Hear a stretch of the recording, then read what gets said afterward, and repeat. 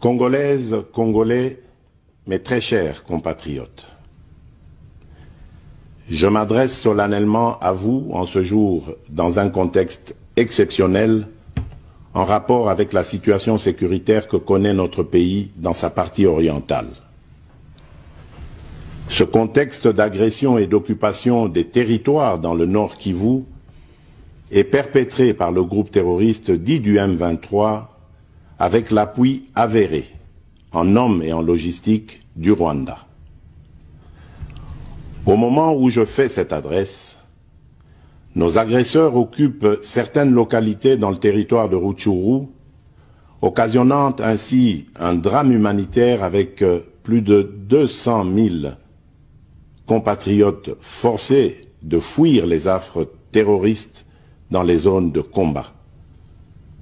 Ils se retrouvent en dehors de chez eux, sans logis, sans nourriture et sans soins.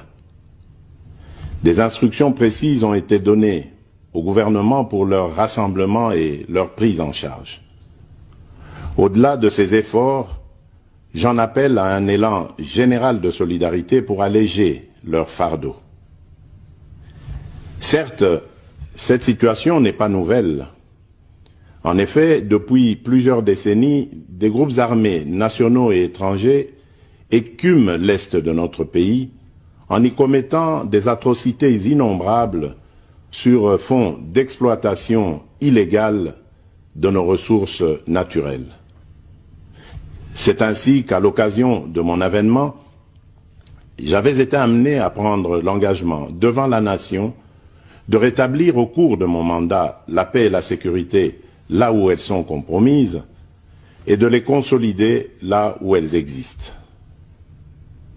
Sitôt dit, sitôt fait, j'ai sans délai et de bonne foi commencé à développer, notamment avec tous nos 9 pays voisins, une diplomatie de proximité en vue d'établir avec eux des relations de coopération franches, transparentes et de caractère gagnant-gagnant.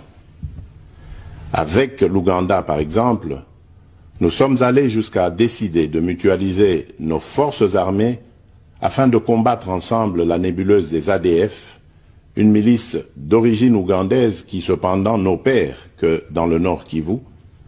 Et aussi, nous avons lancé 2 projets de construction de routes transnationales. Avec le Rwanda, un mémorandum d'entente a été signé dans le commerce de l'or avec une entreprise nationale. Une ligne aérienne a été ouverte à la compagnie nationale rwandaise dans notre pays et un accord de non-double taxation a été signé. Malgré cela, ce pays va nous surprendre en réactivant les terroristes du M23. Alors qu'il avait été défait par les armes en 2013, le M23 va refaire surface en prenant notre armée à court, notamment à Bunagana, cité qu'il occupe depuis le 13 juin 2022. En effet, sous la fallacieuse accusation de soutien des FARDC au FDLR, le Rwanda a en réalité des velléités expansionnistes, avec comme intérêt principal l'appropriation de nos minerais, et pour ce faire, il s'active à déstabiliser l'Est du Congo pour créer une zone de non-droit en vue d'assouvir ses appétits criminels. Pour faire face à cette situation, 2 options s'offraient à nous, la diplomatie ou la guerre. J'ai résolu de privilégier la première option, quitte à en venir à la seconde, faute de résultats. L'option diplomatique a donc été mise en œuvre. C'est ici l'occasion pour nous de rappeler que notre attachement à la recherche de la paix par des voies pacifiques n'est aucunement un signe de faiblesse, moins encore un aveu d'une incapacité de notre pays à s'inscrire dans une logique de guerre totale contre tous ceux qui continuent à abuser de notre patience, mais plutôt une expression de notre culture de paix et de notre identité légendaire de peuple hospitalier. C'est ainsi que dès le 20 juin 2022, j'ai pris part aux travaux du 3e conclave des chefs d'État membres de la Communauté d'Afrique de l'Est à Nairobi, au Kenya, qui avait comme agenda l'examen de la situation sécuritaire dans l'Est de notre pays. À l'issue de ce forum, les dirigeants des pays membres de la Communauté d'Afrique de l'Est sont tombés d'accord sur le déploiement d'une force régionale pour imposer la paix dans l'Est de la République démocratique du Congo. Le sommet a appelé à une cessation immédiate de toutes les hostilités à l'Est de notre pays et a demandé à tous les groupes armés, tant étrangers que locaux, à déposer les armes immédiatement et sans condition et à s'engager dans le processus politique.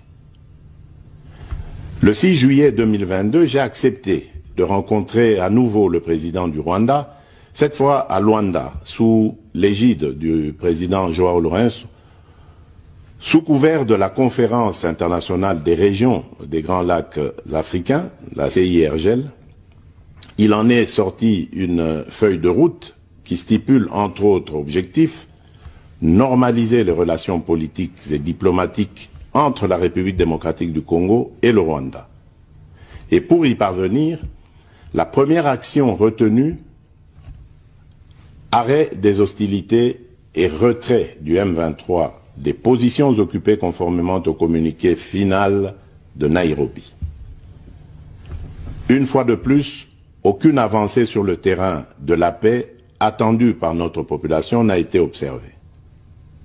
La dernière activité diplomatique en date a été la rencontre avec le président Paul Kagame autour du président français Emmanuel Macron et à l'initiative de ce dernier en marge de l'Assemblée générale des Nations unies à New York. Ici également, pour l'essentiel, il a été acté le principe d'un cessez-le-feu immédiat et du retrait inconditionnel du M23 des positions qu'il occupe, toujours sans résultat tangible sur le terrain. Mes chers compatriotes, comme vous pouvez le constater, malgré notre investissement et les efforts fournis dans cette optique, la paix et la sécurité ne sont pas au rendez-vous. Garant de l'indépendance, de l'unité nationale et de l'intégrité territoriale, je réitère mon engagement constitutionnel de défendre la patrie jusqu'au sacrifice suprême. Mes très chers compatriotes, ne doutons jamais qu'ensemble réfléchis et engagés, nous puissions changer le monde. À vous, nos vaillants soldats, vous qui avez pris l'engagement de servir sous le drapeau, je vous invite ici au sens élevé du patriotisme en ce temps particulièrement exceptionnel de notre histoire, de défendre notre pays, de protéger l'intégrité de son territoire et d'assurer la sécurité des Congolaises et des Congolais contre toute agression ou attaque d'où qu'elle vienne. À vous, mes très chers compatriotes, la guerre qui nous est imposée par nos voisins exige de chacun de nous des sacrifices.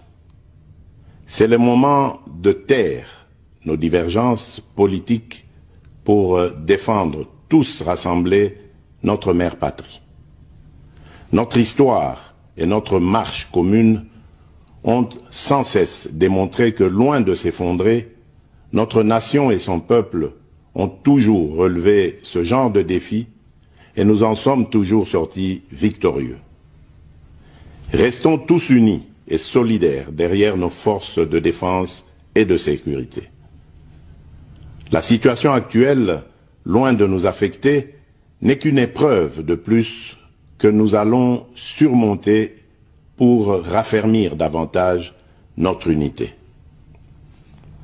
Au-delà de tout clivage politique, idéologique, religieux et tribal, la défense de la mère patrie est le seul objectif qui doit nous unir en ce moment.